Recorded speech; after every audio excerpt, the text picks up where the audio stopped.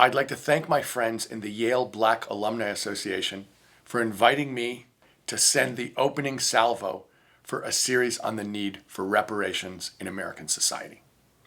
I'd like to point out at the very outset that the person leading the charge in the Congress of the United States, Congresswoman Sheila Jackson Lee, is also, like me, a proud Eli.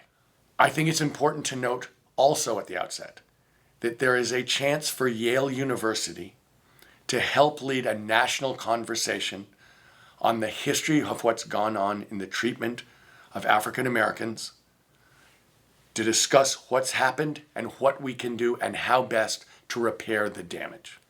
What we're talking about is creating a series of talks, an interdisciplinary series of talks, leading to a Yale commission to study reparations. And let me say that there are other leading universities who are on this path, who are intent on being part of this national conversation. But I think that Yale especially can be a leading voice here in terms of this scholarly work, coming up with solutions to the damage that has been done over 400 years. Let's be clear, we're in a Black Lives Matter moment, confronting as a society systemic racism. But this is nothing new. It's absolutely necessary in this conversation to go back to the codification of slavery into our founding documents, into our history through Jim Crow, right up to the present systemic racism that permeates today's America. That is the kind of study that is 400 years in the making. It is absolutely appropriate for the leading institutions to go into the causes of what has happened, the history of what has happened, and to study how best to repair what's happened.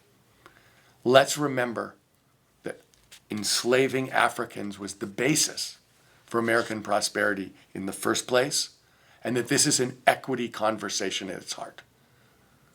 What is due and how best to deliver a repairing of the debt owed to the descendants of enslaved Africans.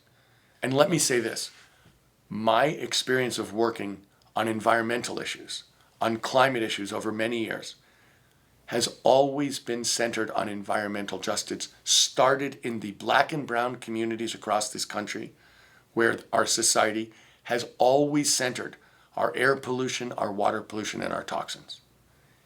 And my personal experience is, if you start with leadership from those communities, if you actually deal with the personal, immediate, racial injustices of our society, you will come up with the right environmental policies. You will come up with the right climate policies to address a global problem. And I think it is incumbent on Yale University, if you want to be a leading university, then you've got to be telling the truth about the most important issues and stepping up when others are scared to. So I encourage everyone to realize that the time is now for us to address a deep systemic issue at the heart of America for 400 years, that if we don't look back and tell the truth, if we don't work to come to solutions together, we can't move forward together, and that this is not a Black problem. This is not an African American problem. This is an American problem for everyone here, for everyone to confront, and for everyone to solve together.